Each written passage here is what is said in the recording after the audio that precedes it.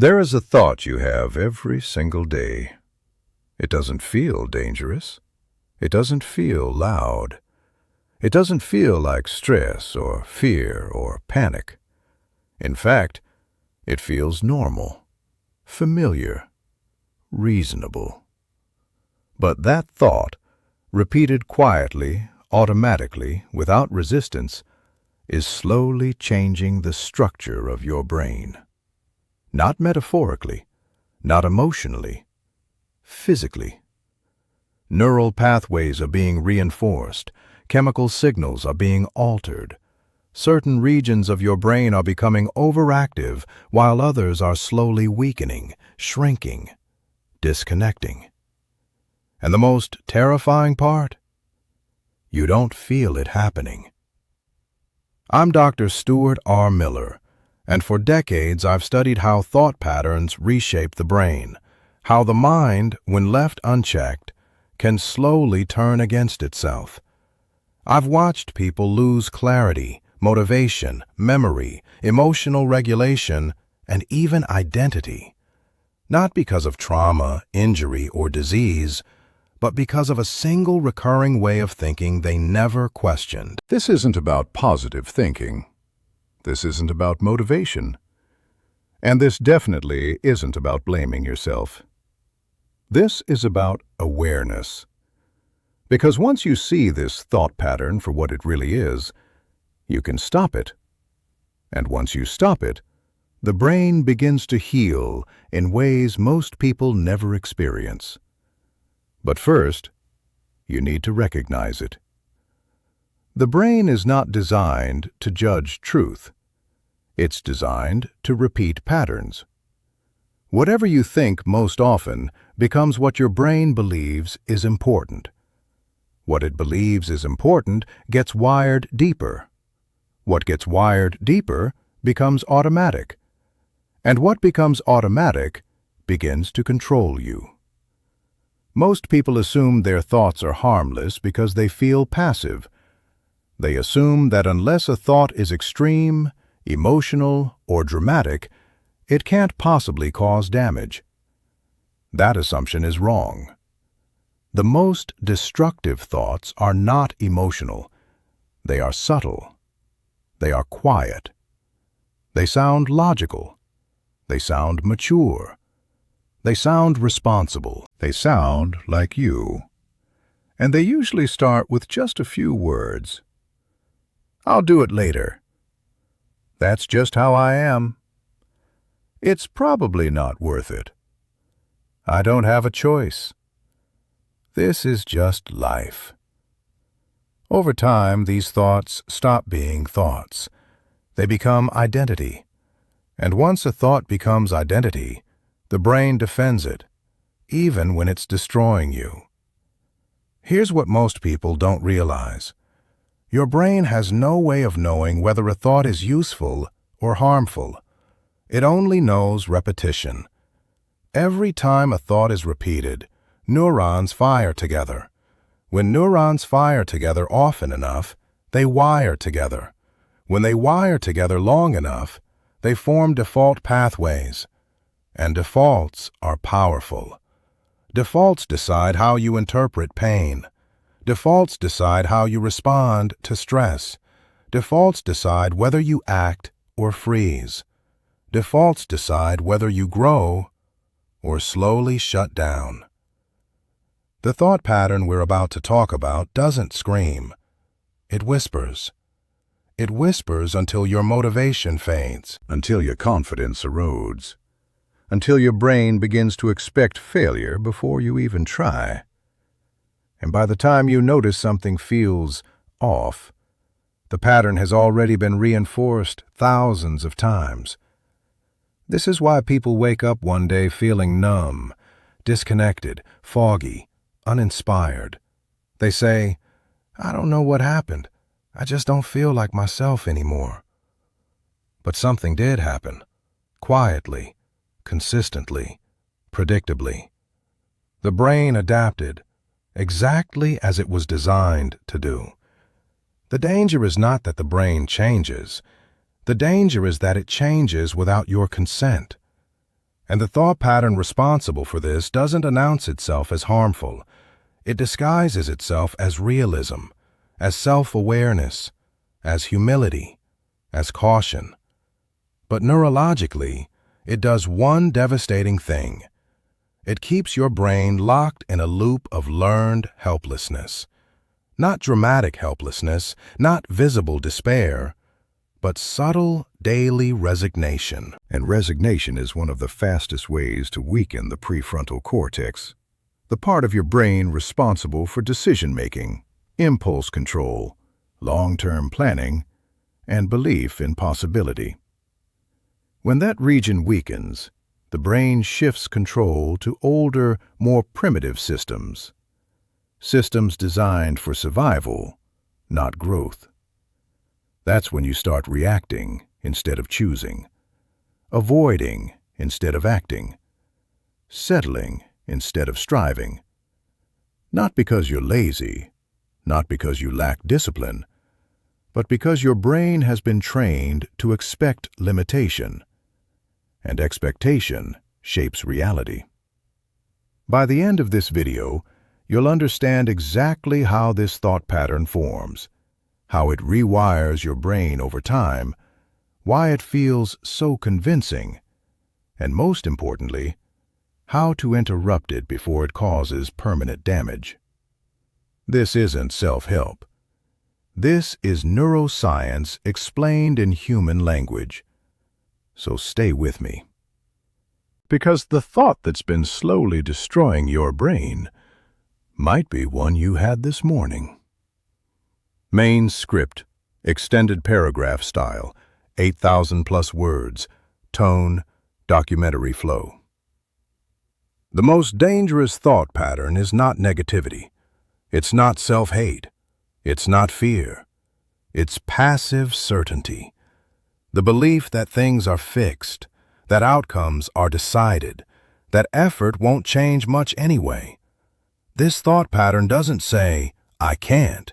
It says, this probably won't matter. And that distinction is everything.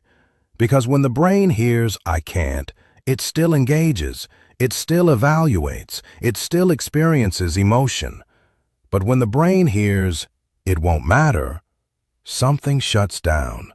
Dopamine drops. Motivational circuits go quiet. Exploratory behavior decreases. The brain stops looking for solutions. Over time, this trains the nervous system to conserve energy instead of invest it, to minimize effort, to avoid uncertainty, to choose familiarity over growth. This is how people slowly lose curiosity, creativity, ambition. Not suddenly, but quietly. The brain begins to associate effort with disappointment, action with futility, hope with risk. And eventually, the thought pattern becomes automatic. You don't decide to give up. Your brain decides for you. Neurologically, this happens because repeated passive thoughts strengthen pathways in the anterior cingulate cortex associated with error detection and conflict, while weakening pathways in the dorsolateral prefrontal cortex responsible for agency and control. In simple terms, your brain becomes very good at seeing what might go wrong, and very bad at believing you can change it. That imbalance is exhausting. It creates mental fatigue without physical effort, stress without action, burnout without progress. And people misinterpret that exhaustion as a lack of willpower, when in reality, it's a brain stuck in a loop it didn't consciously choose. The tragedy is that the brain is incredibly adaptable, but it adapts to what you rehearse, not what you want. Every time you tell yourself, this is just how it is, your brain hears, stop trying. Every time you say, I'll deal with it later, your brain hears, this isn't worth energy. Every time you think, others can, but I can't, your brain hears, lower expectations. And over time, expectation becomes biology. Blood flow shifts, neurotransmitter balance changes, neural density adjusts. This is not mindset.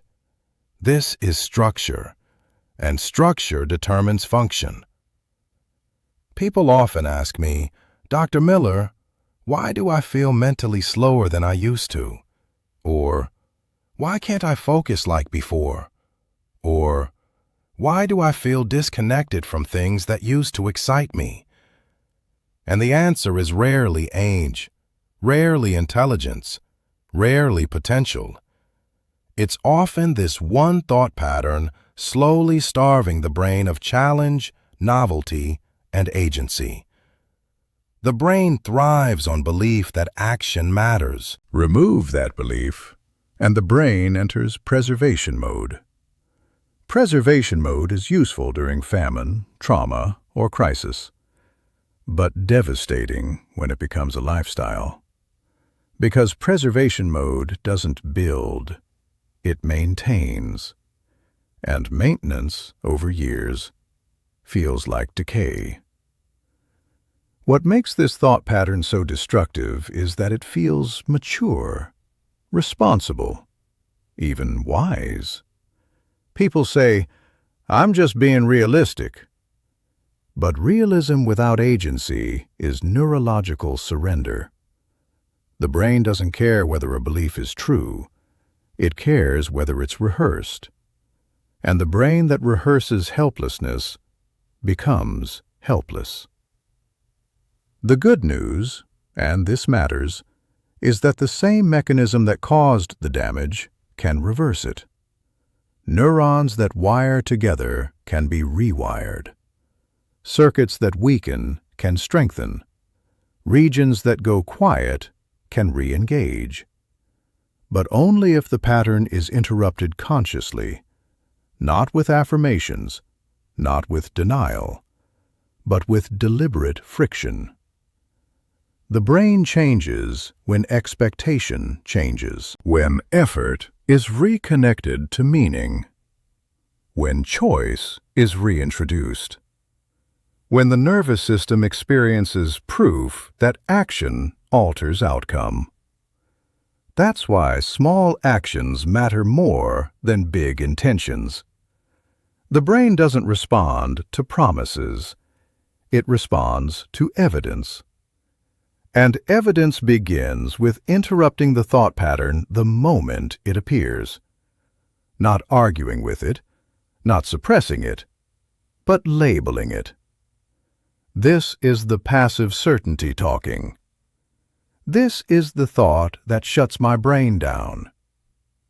That pause alone activates the prefrontal cortex, the very region this pattern weakens. Awareness is not passive. It is neurological resistance. Over time, resistance becomes strength, and strength becomes default. I've seen brains recover that were written off as burned out. I've seen clarity return to people who thought they were losing themselves, not because life changed, but because the thought pattern did. Your brain is not broken. It's been trained, and training can be undone, but only if you stop letting one quiet thought decide the limits of your life. Most people wake up every day believing their brain is under attack from stress, lack of sleep, aging, or the pressure of modern life. But what almost no one realizes is that the most damaging force acting on the human brain is not external at all. It's internal. It's repetitive, and it's quietly rehearsed thousands of times without resistance. Because there is a specific thought pattern that slowly rewires the brain in a way that weakens motivation, dulls focus, erodes emotional resilience, and eventually reshapes identity itself. And the reason it's so dangerous is because it doesn't feel like harm. It feels like realism. It feels like maturity. It feels like acceptance. And that's exactly why it bypasses your defenses. Because the brain does not protect itself from thoughts it believes are true. It only adapts to them. And I'm Dr. Stuart R. Miller. And what I'm explaining here is not motivational language or abstract psychology. It's neuroscience translated into human speech. Because the brain is a prediction machine. It is constantly updating itself based on what you repeatedly think, expect, and assume. And the most destructive assumption of all is the belief that effort does not meaningfully change outcomes, that things are mostly fixed, that trying harder is risky, unnecessary, or pointless. Because every time that belief appears, even subtly, even casually, the brain responds by lowering dopamine release, dampening exploratory behavior, and reducing activation in the prefrontal cortex, the very region responsible for planning, agency, and belief in future possibility. And over time, this creates a neurological environment where the brain stops preparing for growth and starts preparing for maintenance. And maintenance feels safe, but biologically, it is stagnation. And stagnation in the brain feels like fog, fatigue, emotional numbness, and quiet dissatisfaction that people can't quite explain. Because this thought pattern doesn't say, "I can't," which would still trigger emotional engagement. It says, "It won't matter." And when the brain hears, "It won't matter," it disengages.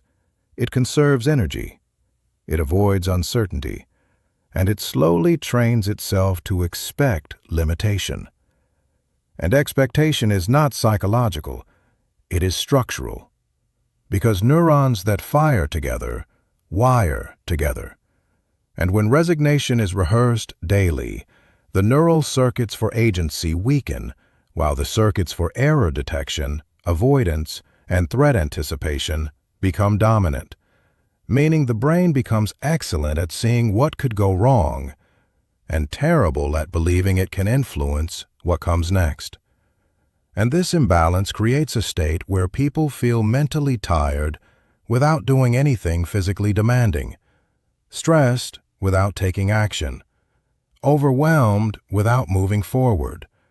And they misinterpret this as laziness or lack of discipline, when in reality it is a brain that has been conditioned to believe that effort is expensive and reward is uncertain. And this is how curiosity dies. Not suddenly, not dramatically, but quietly, through repetition. Because curiosity requires belief that exploration is worth the cost. And when the brain stops believing that, it stops asking questions. It stops seeking novelty. It stops engaging deeply with life. And people begin to describe themselves as not the same anymore. As if something was lost, when in truth, something was trained out of them. And what makes this thought pattern especially dangerous is that it disguises itself as wisdom. People call it realism. They call it being grounded. They call it acceptance. But neurologically, acceptance without agency is surrender. And the brain cannot grow in a state of surrender. It can only preserve. And preservation mode was designed for short-term survival during famine, danger, or trauma, not as a permanent operating system. Because preservation mode prioritizes safety over growth, predictability over possibility, and comfort over meaning.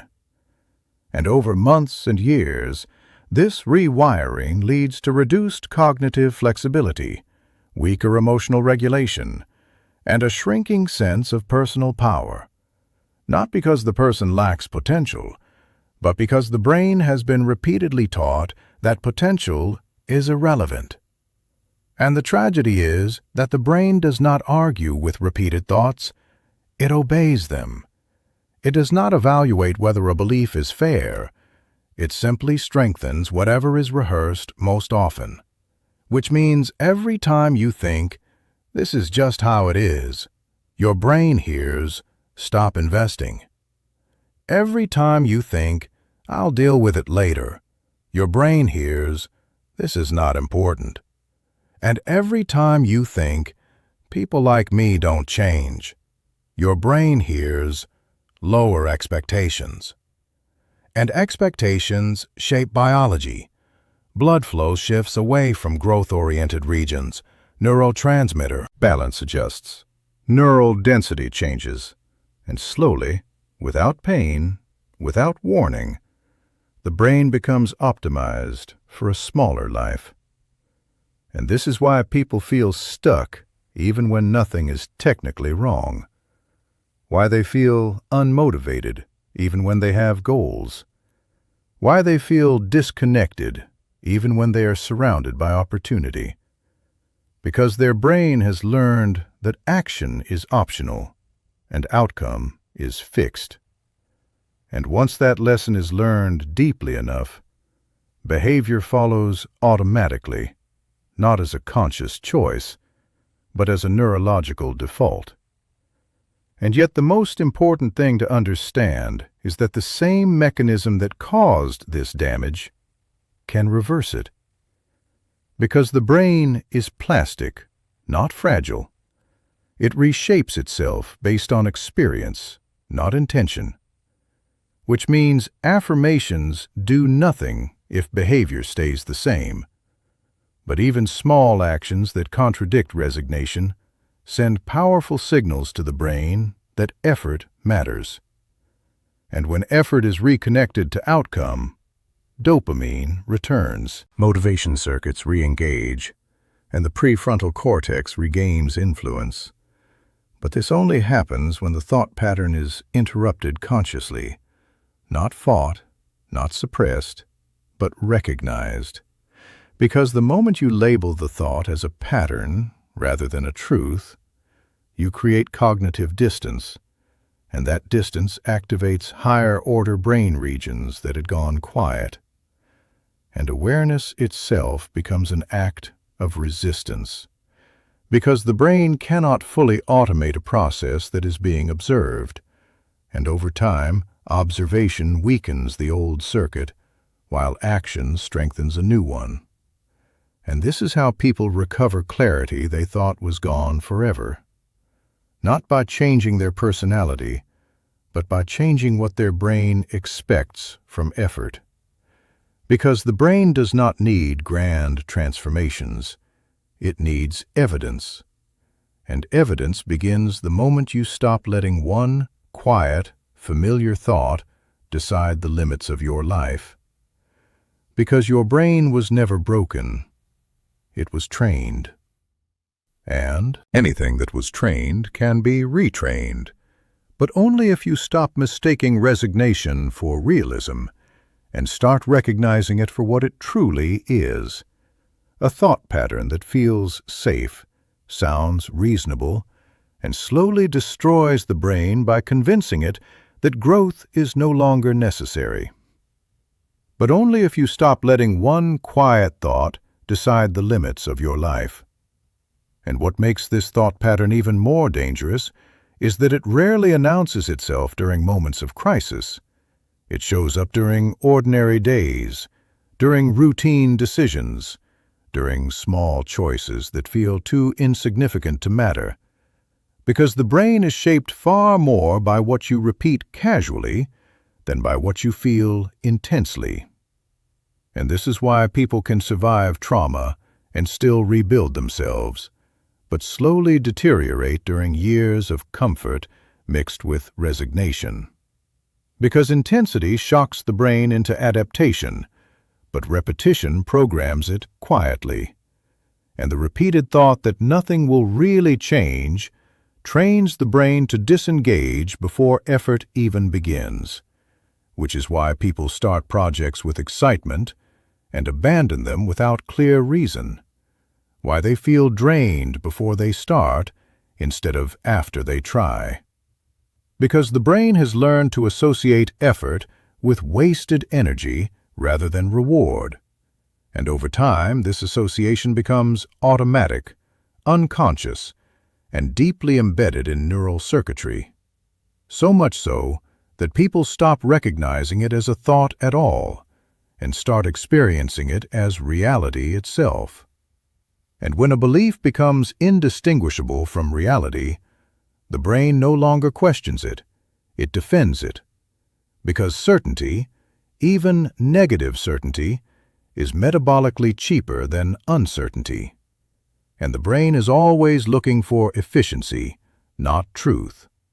Which means it will choose a limiting belief over an open-ended possibility if that belief reduces prediction error. And this is how people end up trapped not by fear, but by familiarity. Because familiarity feels safe to the nervous system, even when it is slowly suffocating growth. And the longer this pattern runs, the more the brain reallocates resources away from long-term planning and toward short-term comfort. Meaning the present moment begins to dominate decision-making, while the future feels abstract, distant, and emotionally flat. And when the future stops feeling real, motivation collapses. Because motivation is not about discipline, it is about emotional connection to future outcomes. And the brain cannot pursue what it cannot emotionally simulate. So the thought pattern that says, "it won't matter," cuts the emotional bridge between present effort and future reward, leaving the brain stuck in a loop of maintenance behaviors that keep life stable but never expanding. And people describe this state as feeling stuck, numb, or mentally foggy. But neurologically, it is a brain operating below its adaptive capacity, conserving energy instead of investing it. And this conservation slowly weakens neural flexibility, because flexibility requires exploration, and exploration requires belief that effort has value. And without that belief, the brain narrows its focus, reduces variability, and becomes increasingly rigid. Which is why people who live in this thought pattern often become resistant to new ideas, defensive when challenged, and uncomfortable.